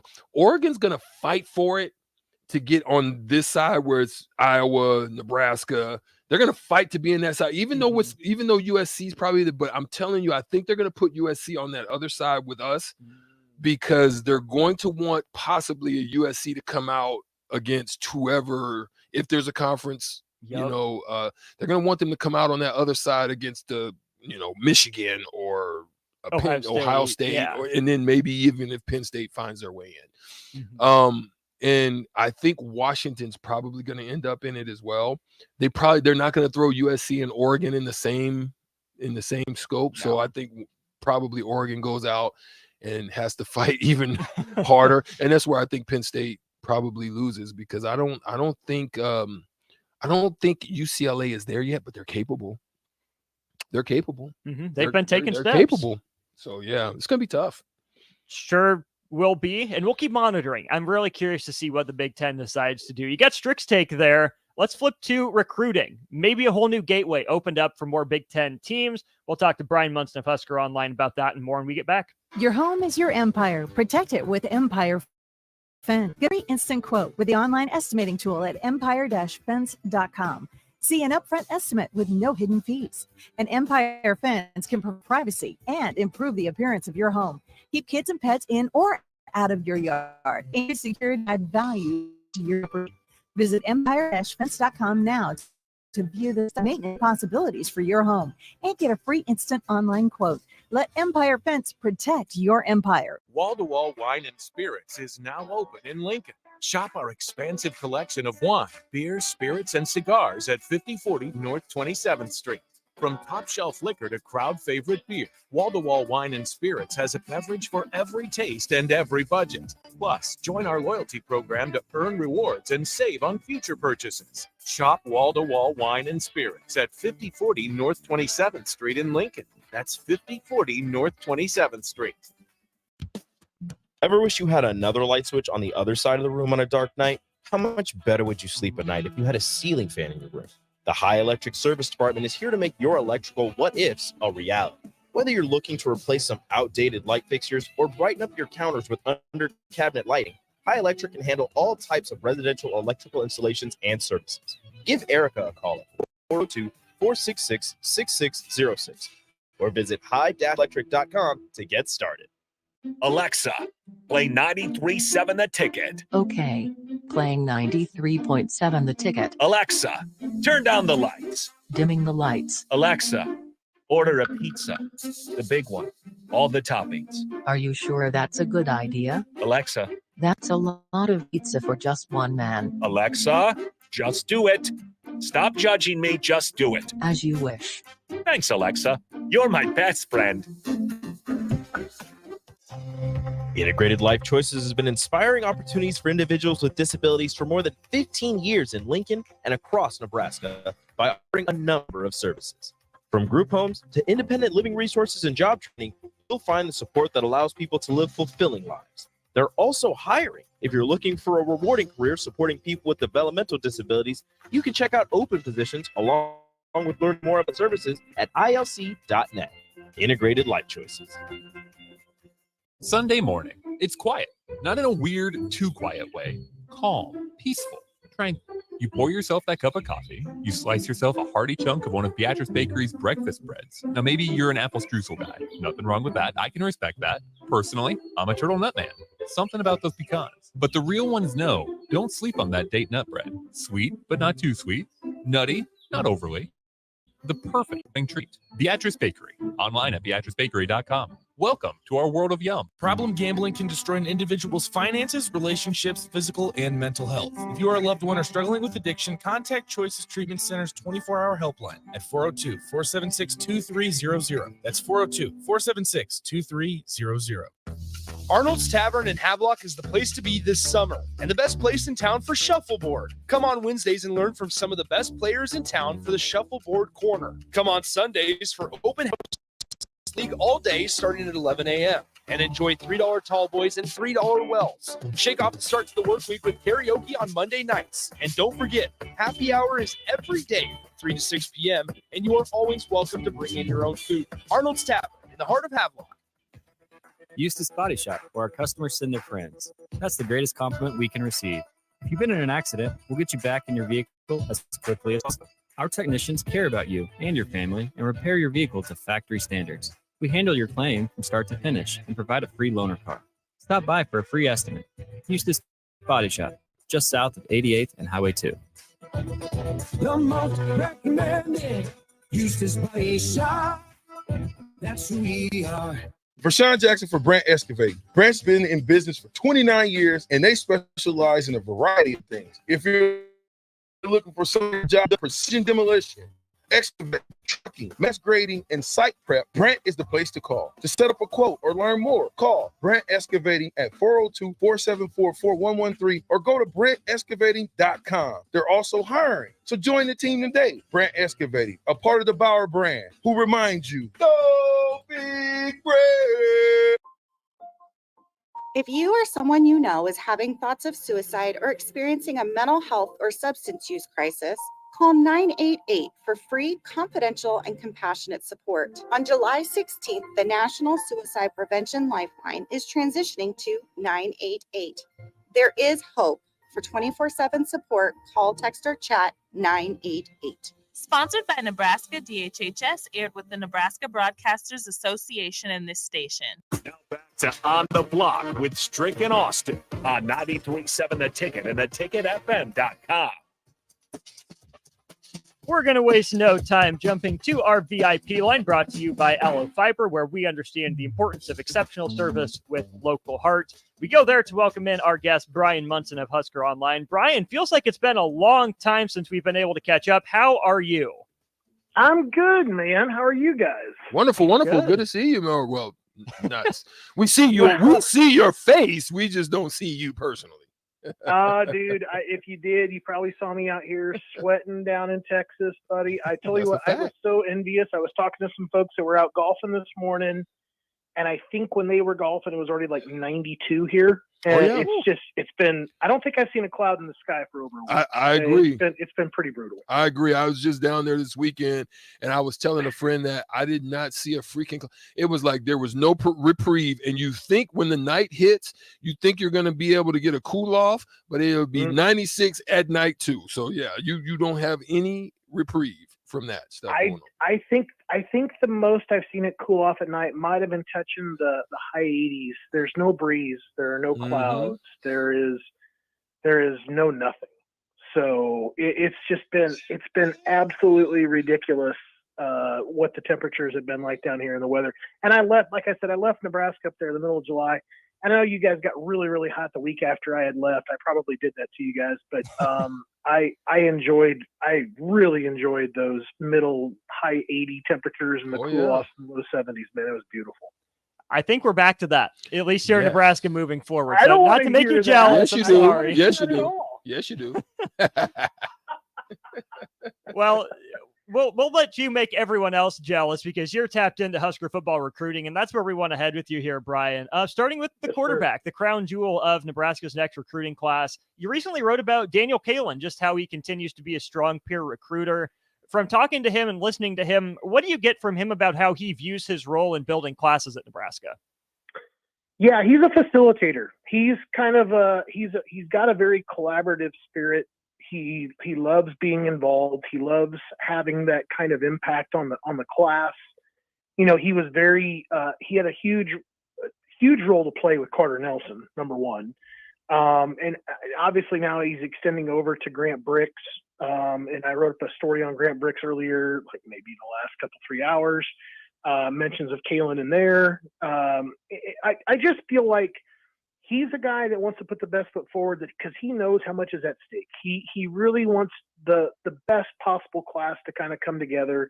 I think he feels good about things, you know, right now and where things kind of stand. And I think that he obviously is not out there, you know, trying to peddle a bad product. He believes in Matt Rule. He believes in that staff. He thinks that those guys are going to get it done in Lincoln, and he would like to kind of go out there and kind of spread the news a little bit and make sure that whomever else is out there that's considering Nebraska, that they have kind of this private, you know, person to kind of go to and kind of bounce things against them. I mean, he's really sat in some pretty important space with both the wide receivers in his class, with Grant Bricks and Carter Nelson, and I think that he will continue to play a role for Nebraska, you know, even after he gets on campus. I think he's just going to be a huge kind of recruiting tool for Nebraska to go ahead and rely on, because I think he digs that part of the process. I'm glad you mentioned Bricks. That stood out to me from the Kalen story you wrote. And we'll start with him before we move to another offensive line target for Nebraska. Where are the Huskers at with Grant Bricks? I mean, he's visited a couple of old rivals in Kansas State and Oklahoma before he came to Nebraska. Where do the Huskers sit with him? I think that they still are in the lead. I put in a prediction for Grant Bricks some time ago. And I have no reason to back off of that. I do believe that he's down to a top three, and it's Nebraska and Kansas State and Oklahoma, three schools that he visited last week. And I just feel like it's 2 weeks ago, excuse me. I just feel like he's kind of come to this realization where he's going to get a chance to play D1 football. They're all three great schools. He really can't make too terrible of a decision. He really has to kind of figure out what are the reasons why he is going to choose one school over the other. And I think that that's really a great process, you know, for him. I think ultimately he's such a down-to-earth individual that I feel like the biggest thing for him is that he's going to have to let somebody down. And he's going to take that very, very hard on himself. And it's really unfair for him to kind of think of it that way, but I just don't feel like you could do anything else to kind of encourage him to not feel that way. So I think Nebraska still is the leader here. I think as things typically go along, geography plays a bigger role. It kind of starts to increase in importance and in value as you kind of keep sliding out the time on the horizontal axis, and you're kind of making that line kind of go up gradually for basically distance from home. It really starts to play a larger role. If you're not looking, if you really can't find another way to get beyond, you know, what to consider with Kansas State and Oklahoma and Nebraska, usually it comes back to, well, I'm closer to Nebraska. And I think that that's going to be a very big deal as we kind of keep seeing this thing kind of go out time-wise. And I do feel like he's going to, like he told me last night, he's going to commit here before the start of his season. His first game is August 25th. So we should know something here, you know, in the next 2.5 weeks or so. So I think Nebraska fans are going to be excited about that one. That attitude you mentioned about not wanting to let anyone down, kind of, you know, conscientious, kind of thinks with the heart about how he affects other people. Is that something you hear a lot from recruits, or is that pretty rare from Grant Bricks? I think it's incredibly rare. I know that I have heard before that recruits have said the most difficult part of the process was calling all of the coaches up, you know, because he had developed great relationships with them and told them that they were going to go someplace else. for Bricks to be struggling with it, like even like right here, like just getting it down to like a top 3, and it's really it's just talks a lot about the humanity of it. It talks about where they're kind of at. I've said it before. Excuse me. I don't think people really understand. These are 16, 17-year-old kids, and when he's not thinking about recruiting, he's working the farm and so many different head of cattle on their property, and he does that all day long. And I just don't think that people really get it. I think they just kind of all go back and figure he's a guy playing Call of Duty, sitting back, drinking his Dr. Pepper until he goes out there in the football field. No, not at all. This guy right here is working all day long to help out the family farm and getting ready for his senior season. And he's got all these other clubs that he is part of with Future Farmers of America and like Future Business Leaders of America. He is really, really, really he's a very different individual in comparison to many of the kids that I talk to on a yearly basis. Brian, what are some of the areas based on what we were able to acquire in recruiting on this last year and moving forward, some of the pieces that are coming in, where do you think are the strongest suits for what we have, and what areas do we really need to address in the next recruiting cycle? Yeah, good question. I mean, I think that the numbers were pretty consistent across the board. I mean, you start talking about like maybe where, you're looking for a guy or two that needs to kind of step up, where you still have maybe that question about, look, Nebraska moved Machachek over from offensive line to defensive tackle. And I think that was always that top question for me. I didn't feel like there was a big body dude, in the class, the guy that can definitely play the 3. Machachek, can he play the 1? He's got a little ways to go to like Hutmacher role, right? I mean, Hutmacher's a 325 pound dude. Machachek is a very strong guy and a great athlete. And sometimes those guys have ways to kind of hide their weight a little bit, but sometimes you just need a guy to go to work on the zero gap and just kind of go eat on the zero and just kind of go eat a little bit. So it's still something to me that I'm a little bit concerned with, where you're lacking that depth. I think Ty Robinson can do it, and I think Hutmacher can do it. And I think that after that, you get in some other guys that can maybe spell some people, but they're not really the same kind of looking guy. So I think interior defensive line to me is still a question. And when you look at the 2024 class and how things have kind of come together, I think number one, the numbers at defensive back pop out. I think that when you still look at like the class itself and maybe like where some deficiencies are at, I think that they're missing a pass rusher. I think that's where a guy like Ja'Shawn Ross potentially could fit in there. That's the Liberty North outside linebacker / edge guy, the teammate of Keelan Smith, who's the son of Neil Smith. And Ja'Shawn was actually at practice last Monday. So I think that that's a good sign. And I think that that's got some potential there, but Nebraska's got to be concerned about an edge rusher. And then I think it's really kind of a best available. I mean, you're kind of at this number right now with 24. Let's say that you get Bricks, you get 25, and now you're looking for an edge guy. Well, that kind of puts you at that 26 number, and then it's like best available dudes. I don't think Nebraska is going to play this game anymore where we can kind of like, accurately look at the number of guys that don't have any eligibility left and kind of predict where this class is going to reasonably predict where this thing is going to be at with some level of margin of error. I think Nebraska is going to recruit the guys that they want, and they'll just find ways to kind of make things work within the 85. Talking about that numbers game, especially as we look to next year's class, there's a big target for Nebraska that announced he's coming on an official visit this fall. And that's Brandon Baker, the offensive tackle out of California. Brian, I want to say it's a good sign that even though he's, not projected to go to Nebraska, I want to say it's a good sign that he's at least taking an official visit. But at the same time, it's you get him or you don't. It's a results-oriented business. How do you view Brandon Baker taking an official? I think it's a great sign, number one, that you have the number one offensive tackle that will take an official visit to your school. It's his 3rd visit in total. I think Brandon Baker really likes Nebraska. I think he really likes the coaches there. I think he likes what Matt Rule is building. I think NIL is certainly part of the equation. I think Nebraska has a compelling NIL situation. It may not be as compelling as others, but I think it's there. And I think when you start to kind of, look at how the whole picture and all that stuff kind of comes together, Baker couldn't feel better about getting on the field quicker than any other school on his list than at Nebraska. Mm-hmm. He has to know that the path to the field for him is pretty much come in and just take it, be that guy.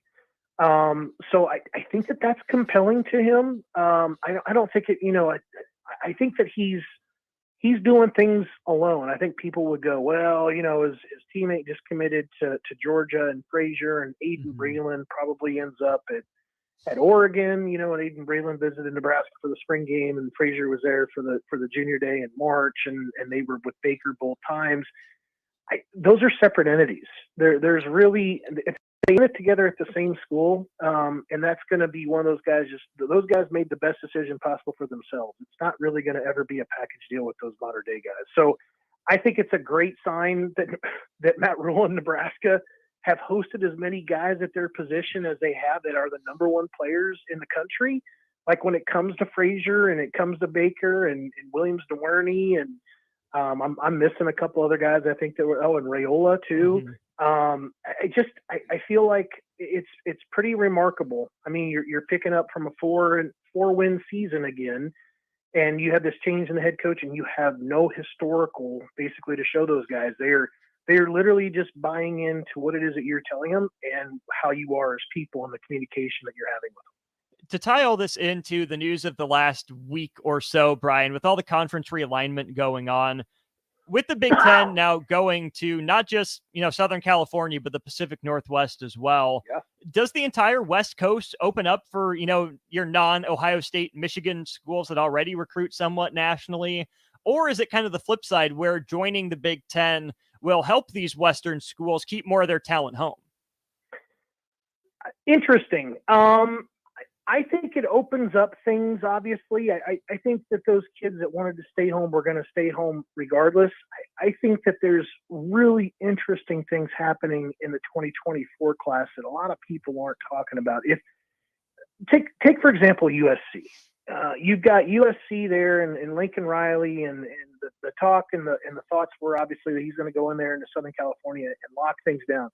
If he's locking things down with Frazier going to Georgia and Baker, not considering USC, and Aiden Breland not considering USC, and losing out on linebackers like Dylan Williams and Matudi, I don't know how Nebraska fans would be reacting, if that's what was kind of going on, with them and losing those types of players, and them leaving the area.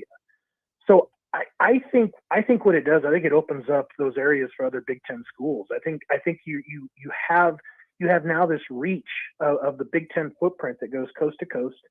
I think where it could really strengthen things for Nebraska is that it's not only like one of those deals where it's like all Big Ten teams, potentially can go out there. They're all going to chance to see each other, but they know it's not going to be on an annual basis.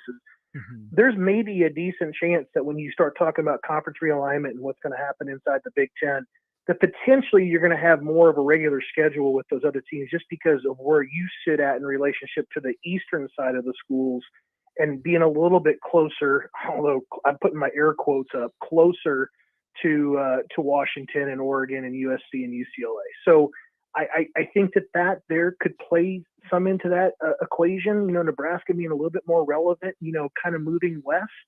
But I think Nebraska still, while they want to kind of have that impact nationally and be able to cherry pick, they're still going to go ahead and say that, look, that their bread is buttered within the radius, within the state. I think they still want to be impactful in the state of Texas and throughout the Sun Belt. But I think that this opens up at least another way to kind of go out there and be relevant with those players that don't know a lot about the Big Ten Conference. One last thing for you, Brian, not all the way out to the West Coast, more the Rocky Range or so. Gatlin Bear commits to Boise State. That's a guy I'd kind of forgotten about a little bit. It had fallen off my radar. He's staying home. He's going to Boise State. Was that a loss for Michigan, a win for Boise State? Was it an upset? Where does that one fall? I predicted that one, even though I didn't put the prediction in because I Nice. had gotten sick during that time frame. I had told people that I felt like he was going to end up at Boise State the entire time, but they were always the leader. I felt like Nebraska had really gone in there and shook him up. He had his eyes opened, I think, for as much as, he loved the idea of playing at Boise State. When he came to Nebraska, I think things really started to open up, but I think it came back to, his faith, the pending trip, the pending mission that he's going to have to take, his 2-year mission trip. And I think it's just come back to, wanting to stay a little bit closer to home and having some pride about, about where it is that he is from and going out there and representing. So it's a huge win. It's a huge win for Boise State. Obviously it's a tremendous loss for Michigan. This was a kind of a stars gathering kind of thing too, because, he wasn't going to have an impact for a couple of years. Things can always change. He could have a change of heart. I think the NIL is still very much a valid document for him to have to go back and go to Boise State unless he decided that, he wasn't going to report, maybe put his name in the transfer portal because maybe he decides he wants to be part of the Nebraska Cornhuskers in 2 years. So something to kind of keep an eye on with him is just going to be, where is his heart and his head when he gets done with that mission trip? Good stuff. There's Brian Munson of Husker Online with us. Brian, thanks for spending a little extra time with us. We appreciate all the insight, and we'll keep looking forward to more and more recruiting stuff as we inch closer to the start of actual real football season. And I look forward to staying in better touch with you guys. It's good to hear your voices again. Talk to you soon. Thanks, Brian. Brian Munson, Husker Online with us here on the block. A lot of good stuff there, Strick. We turn it over now, though, to old school for the crossover. Jay Foreman waiting in the wings, DP back in the building from SummerSlam. Let's cross it over. Maybe get to some text on the Sartor Heyman text line next. Day by Day is the new documentary about Tom Osborne and the Nebraska Cornhuskers' decades-long pursuit of a national championship, featuring interviews with former players and coaches, as well as famous fans like Peyton and Archie Manning, Larry Cable Guy, and numerous NCAA and NFL legends. Day by Day is the riveting, untold story of one of the most dominant, celebrated, and controversial football teams ever. Opening in theaters on August 11th. Visit daybydaymovie.com for details.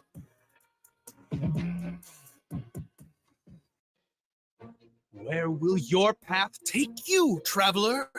To seek fortune in a new career, or on a journey to distant lands for a well-deserved vacation? Wherever you go, one distraction could spell disaster. You can change your fate, adventurer. Don't drive distracted. Paid for by the NDOT Highway Safety Office. Arnold's Tavern in Havelock is the place to be this summer, and the best place in town for shuffleboard. Come on Wednesdays and learn from some of the best players in town for the Shuffleboard Corner. Come on Sundays for Open House League, all day starting at 11 a.m. And for tall boys and $3 bills. Shake off the start to the work week with karaoke on Monday nights. And don't forget, happy hour is every day from 3 to 6 p.m., and you are always welcome to bring in your own food. Arnold's Tavern in the heart of Havelock. Are you working in or looking to get into the electrical construction? Electrical workers of local union 265 are now hiring licensed journeymen and apprentices and are offering great pay and benefits. Call Mike at 402-875-1034 to apply. Start your electrical career today. Where will your path take you, traveler?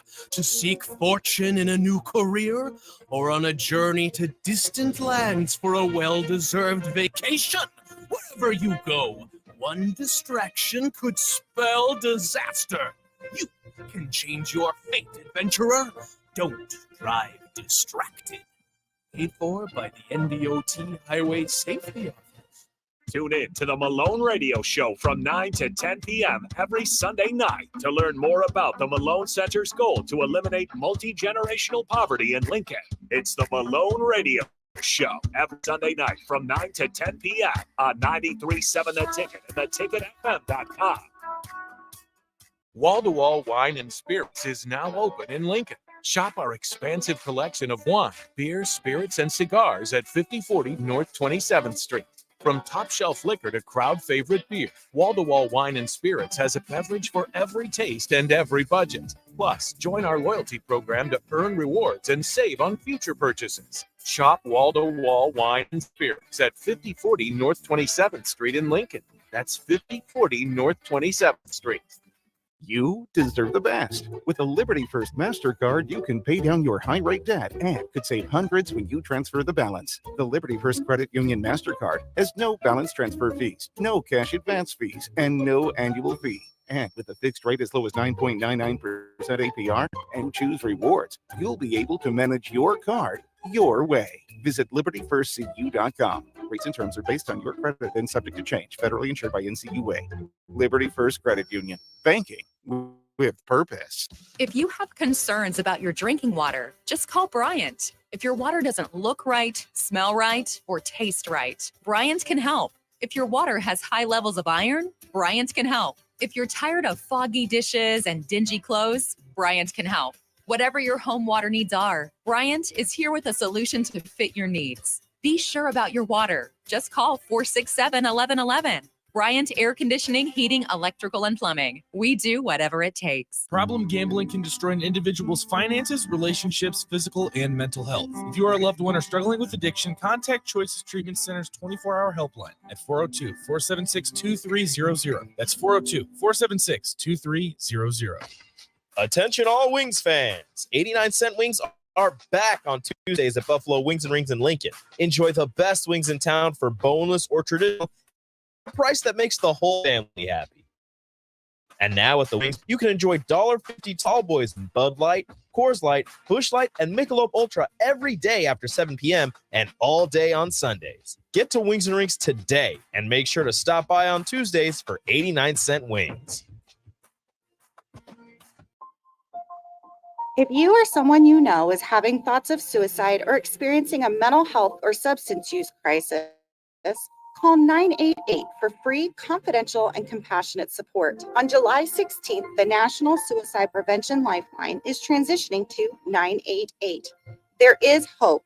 For 24/7 support, call, text, or chat 988. Sponsored by Nebraska DHHS, aired with the Nebraska Broadcasters Association and this station. This is Bud Seinhorst, President and CEO of LIBA, the Lincoln Independent Business Association. Join us every Saturday from 9 to 10 a.m. on 93.7 The Ticket for the LIBA Business Hour, as we discuss local business and highlight those who are thriving in the Lincoln area. It's the LIBA Business Hour, Saturdays from 9 to 10 a.m. on 93.7 The Ticket and theticketfm.com. On the Block with Strick and Austin on 93.7 The Ticket and theticketfm.com. We are here wrapping up on the block with one half of the old school crew, Jay Foreman. Jay Feezy. What up, Jay? Drop a beat. I ain't got no beat. I mean, you like no beat. Jay Feezy. You like you like Jazzy Faye. Jay Feezy. I don't know who that is. Jazzy Faye? No. Jazzy Faye was like a big time producer down in Atlanta. Produced all the stuff like with Sierra, Ludacris, all that. Man, Jazzy Faye. Yeah. Jay Feezy. I'll be that then. Jay Feezy. How was your weekend, my guy? It was all right, man. We golfing this week. Oh yeah, Wednesday. Yeah. Big Red Brunch Golf. Come, hey, if you haven't gotten your tickets, if you get your come tickets, on, get you in. a team. Get in. Be me, Strick, and a host of other former Huskers and celebrities to be out there. I think T. Farley gonna bring his little butt up there. T. Feezy gonna get out? Yeah, he better. Wow, T. He Farley. gonna be out there in his Georgia uniform. That's gonna be interesting. If you want to see T. Farley in his Georgia uniform, be at the Tiburon at 10 o'clock. He's gonna be singing the Georgia fight song and everything. Not for very long. Talking We'll about put an his end black to that. shirt. Yeah. That's hilarious. Some breaking-ish news and conference realignment. Cal and Stanford are interested in joining, drumroll please, the ACC. Now, these are two top-of-the-line academic schools in Stanford and Cal who apparently don't offer geography classes. The ACC, you're on the Pacific Coast. Yeah. No. You guys, they pimping you guys right now. Yeah, basically. Because what they're saying right now is they're trying to get the Big Ten to move. That's what they're doing. Yeah. They know that the ACC will talk to them because the ACC does not want to break. They don't want to break up. And it'll give them more leverage against Florida State, in Miami in whoever else, Clemson, because you're adding some somewhat name brand schools, and you're spreading the bandwidth of that conference. But in cutting into the paper. But in reality, it'll give them more leverage to go back and renegotiate. But that's not until like what 2030 something. I said renegotiate. Oh, because hey, look, if they come and say we all leaving and it gets caught up in court, you ain't getting paid because there's no product on TV. So the team, the schools have more power than the people that are reporting it that'll say so. Now what Cal and Stanford are doing, they upset. They're more Big Ten schools than say Washington and Oregon, especially academically, right? So they're saying, okay, well, you haven't called us. We'll pick up the call from Tyrone, and we'll wait for you to call us, Jimmy. Because for them, they would fit right in, right? And they have a good argument. They could tell you that they're better than Rutgers, Purdue, Northwestern at all sports combined. They probably bring just as much cachet as definitely as other schools as far as academically, and they have other sports outside of it. When you're talking about baseball and all the other sports that they bring some continuity to, and they have lacrosse and all that, so you can match up with like the Marylands and all that on the out of big big time sports. So does Big Ten get polo? Oh, go ahead. Let's pause 10 seconds for ID, and then does the Big Ten get polo? This is Lincoln's home for sports talk on the FM dial. The home of Kansas City Royals baseball. KNTK FM Firth, 93.7 The Ticket. Real talk, Jay. Quick question, because me playing out in Cali, I know there's some sports out there that are a little bit different. They have men's volleyball. Does Big Ten now say men's? Okay, just throwing out no polo, nobody getting in the water. Nobody getting in the water. We I'm don't just got saying. buoyancy. I mean, listen. Hey, listen. I'm like, I would be like Cedric the Entertainer, which he said on hockey. I'm skating around wishing somebody would. Oh man, I'm gonna be in the pool trying to drown somebody. If you come in the zone, I'm trying to put you underwater. I think it'd be good for. I'm just playing. I don't know nothing about no polo. I think it'd be really good for the Big Ten to have access to those sports, right? So even if there's a local kid, just say a Nebraska kid that's playing lacrosse, and you're bringing in schools that have lacrosse, so you get more looks. So the teams that are going from east to west coast will stop and watch a club team in Nebraska, Kansas, or Minnesota, wherever it may be, versus they used to just fly straight over.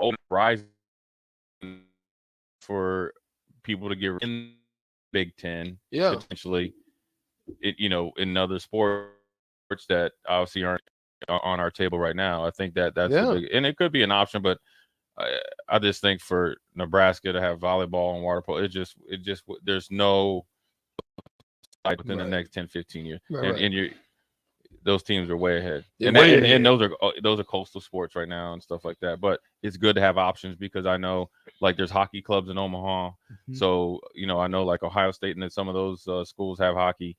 I'm sure Minnesota's great. Michigan's really good. I just don't know if Trev will pull the trigger. But didn't they have it at Omaha? Didn't they have hockey at Omaha? Oh, that's Omaha's thing. Oh yeah, they were good. Yeah. He might be with it. He might be with it. They got a nice little arena. It's not happening though, because once you add one, you got to add one for the females. It's not happening right now. You need to just pump the brakes and just see what we got. We get that. We got work.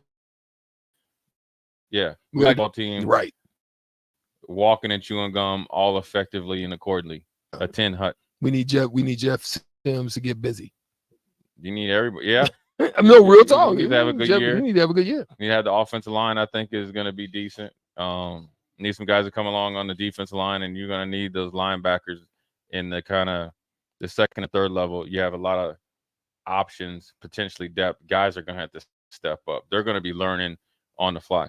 Now, Miles Farmer logged a lot of minutes, and people don't understand when you lose a player like this, right? So here's two examples. Adrian, Miles Farmer. Obviously, Adrian is more established in his career, 4-year starter. Okay, that's 4-year starter, 4 years of practice reps, starter practice reps, 4 years of play calling, 4 years of curtailing your offense and recruiting, thought power, and a lot of games. Yeah. And then, for the last like 6 or so games, he played, consistently for him once they kind of had him that's gone, you lose experience. Now, you know, guys, but when you get out there or on the road up there in Minneapolis, first game is essentially a mini bowl game. You want some season. Okay. You want some season on your chicken as opposed to some bland chicken. Right. You think you ready. Mm-hmm. But when you get out there and you don't have any, and then when you look over, Buford's not there because he's still hurt. So now you have two guys. And there's no sugar in the Kool-Aid. Right. Now you up in there just putting that thing in there and just and your just tongue is all red or yeah. So then then you're going to play a little bit of apprehension. So what you need is your bell cows at the second level alleviate the pressure from the third level up the middle. Every defense that's good is generally really stout up the middle. Because you need some hot sauce on your catfish. Yes. Yeah. Yeah. What kind of hot sauce do you like? It's Louisiana. Okay. Good. Yeah. This is, all right. With the little no Tabasco, Louisiana. With the Old Bay kick in it. And then you got to put some slap your mama on it. Oh, now this is really a slap your mama. Just salt and pepper. No. That again. Wilding out Monday. When you come in off the weekend, we're all in here in the conversation that's going on. Yeah. Let me ask you this, man. Break it down. Who's the one young cat that you think on this team is going to step up? Football? Mm-hmm. It's football season. Basketball. Listen, bro. I know saying. You guys think it's basketball year round. I just had to ask the question. You know what time it is. You smell it in the air. You can't even say Thirsty Thursday today. You had a little bit of that smell in you until you said, you know what, this basketball thing is really my thing. This is football season from here on out, my brother. I'm with it. Focus. Put all your energy into this answer. What young guy do you think is going to step up this year? I'm gonna say Sherman. You think he's gonna be a dude? I think Sherman's gonna play a little role better than what we would probably expect. You think he's gonna be really strong? I think watch out for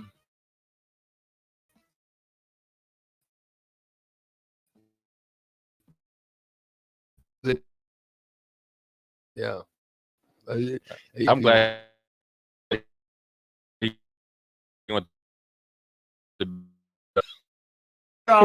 old school Jay Foreman tonight.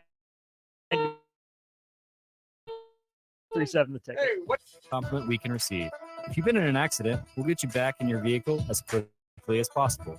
Our technicians care about you and your family and repair your vehicle to factory standards. We handle your claim from start to finish and provide a free loaner car. Stop by for a free estimate. Eustace Body Shop, just south of 88th and Highway 2. Eustace Body Shop, that's who we are. Arnold's Tavern in Havelock is the place to be this summer and the best place in town for shuffleboard. Come on Wednesdays and learn from some of the